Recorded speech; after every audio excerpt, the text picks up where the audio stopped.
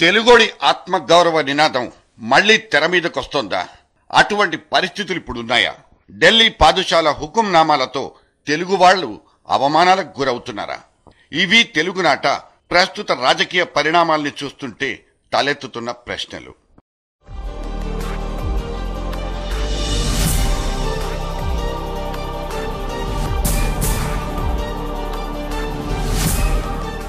ముప్పై ముగ్గురు ఎంపీలను ఢిల్లీకి పంపి యూపీఏ ప్రభుత్వానికి రెండోసారి ఊపిరిపోసిన వైఎస్ రాజశేఖర రెడ్డి కేంద్ర మంత్రివర్గంలో పనికిమాలిన పదవుల్ని మన వాళ్లకు కట్టబెట్టినా ఆయన కిక్కురు మనలేదు. పైగా తనకు రాష్ట్రంలో ఫ్రీ హ్యాండ్ ఇస్తే అంతే చాలనుకున్నారు ఆయన. ప్రతిసారి బ్లాక్ మెయిల్ చేసో భయపెట్టో కీలక పదవుల్ని కొట్టేసుకుపోతున్న కరుణానిధి, మమతా బెనర్జీ, శరద్ పవార్ వంటి వాళ్లతో పోల్చుకుంటే మన రాష్ట్ర కాంగ్రెస్ వాళ్లు బాగా వెనకపడిపోయినట్లే.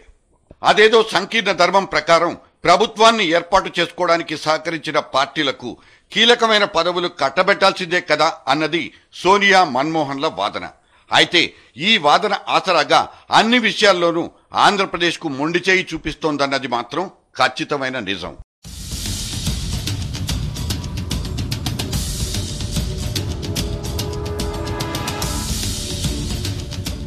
కాంగ్రెస్ ఎంపీలది మాత్రం అత్యంత విషాద కథనం. రాష్ట్రంలో వీళ్లకు వీసమెత్తు విలువ కూడా లేదు. గతంలో అధికార పార్టీ ఎంపీ అంటే ఇక్కడున్న కార్యకర్తలకు, నాయకులకు బోలెడంత గౌరవం.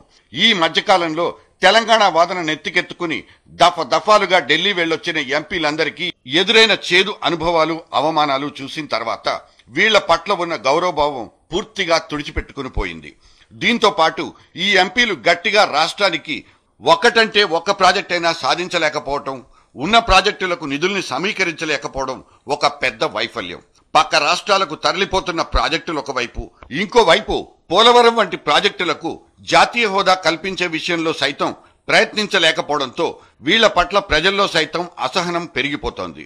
ఎప్పుడు చూసినా గ్రూప్ మీటింగులు, విందుల చర్చల పరంపరలు తప్ప రాష్ట్ర ఎంపీల వల్ల ఒరిగేదేమీ లేదన్నది అటు కాంగ్రెస్ వర్గాల్లోనే వినిపిస్తున్న మాటలు. ఇదిలా ఉంటే ముళ్లపెరియార్ వివాదంలో తమ రాష్ట్ర ప్రయోజనాలు దెబ్బతింటాయనే ఐక్య నినాదంతో బద్ధశత్రులైన డీఎంకే, అన్నా డీఎంకే పార్టీలు కూడా పోరాడుతున్న వైనాల్ని చూసైనా రాష్ట్ర రాజకీయ పార్టీలు కలిసి ఉండలేకపోవడం కలిసివేసే విషయం. మొదట్లో తెలంగాణ సమస్య పట్ల అన్ని పార్టీల్లో కనిపించిన సంఘీభావం మెల్లమెల్లగా కనుమరుగైపోయింది.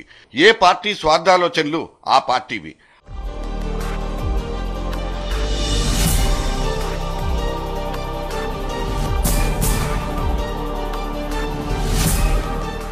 అధికార పార్టీ ఎంపీల సంగతలా ఉంచితే ప్రతిపక్ష పార్టీ, ప్రధాన రాజకీయ పక్షమైన తెలుగుదేశం కూడా తమ ఎంపీల వ్యవహార శైలిని పెద్దగా పరిగణలోకి తీసుకున్నట్లు కనిపించదు. లోక్సభ ఎంపీలది ఒక శైలైతే ఇక ఆ పార్టీ ఏరికోరి రాజ్యసభకు ఎంపిక చేసిన ఎంపీల వ్యవహార శైలి విమర్శల పాలైపోతోంది. సొంత వ్యాపార ప్రయోజనాలు, లాబీయింగ్లతోనే వాళ్ల పదవీ కాలాలు పూర్తయిపోతున్నాయి. ఎప్పుడైనా తమ నాయకుడు ఢిల్లీ వెళ్తే ఆయనకు అపాయింట్మెంట్లు ఫిక్స్ చేసే విషయంలో తప్ప ఆయా ఎంపీలు తమ నియోజకవర్గాలకు చేసింది కూడా పెద్దగా ఏమీ లేదనేది ఆ పార్టీ వర్గాలే విమర్శిస్తున్నాయి. ఈ ఎంపీల నిర్వేదాన్ని కూడా పరిగణలోకి తీసుకోవాల్సిందే.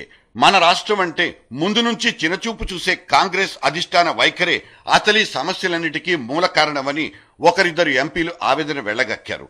ప్రాధాన్యాల విషయంలో కూడా మనల్ని పూర్తిగా పక్కన పెట్టేయడానికి కారణం వివిధ కీలక హోదాల్లో మన రాష్ట్రానికి సంబంధించిన అధికారులు లేకపోవటం, ఉన్నా వాళ్లు తమ సొంత రాష్ట్ర ప్రయోజనాల పట్ల ఆసక్తి చూపించకపోవడం వంటి కారణాలు ప్రతిబంధకాలుగా మారిపోతున్నాయి. దీంతో పాటు ఇతర రాష్ట్రాల అధికారుల లాబింగ్ కూడా మనకు అననుకూలంగా మారడంతో ఢిల్లీలో మన వాళ్ల పలుకుబడి రోజురోజుకు పల్చనైపోయింది. ఇక వీటన్నింటితో పాటు రాష్ట్రంలో విభజనవాదం ఉందన్న సాకుతో ఏ ప్రాంతానికి ఏ ప్రాజెక్టు కేటాయిస్తే ఎటువంటి ఇబ్బందులు వస్తాయోనంటూ వాదనలు లేపి ఎటువంటి నిర్ణయాలు తీసుకోకుండా వాయిదాలు వేయడము తరచూ జరుగుతోందని చెప్తున్నారు. అవసరానికి ఆదుకోవడానికి ఎప్పుడు కావాలంటే అప్పుడు రాజ్యసభకు పంపడానికి మన రాష్ట్ర కాంగ్రెస్ బలం కావాలి.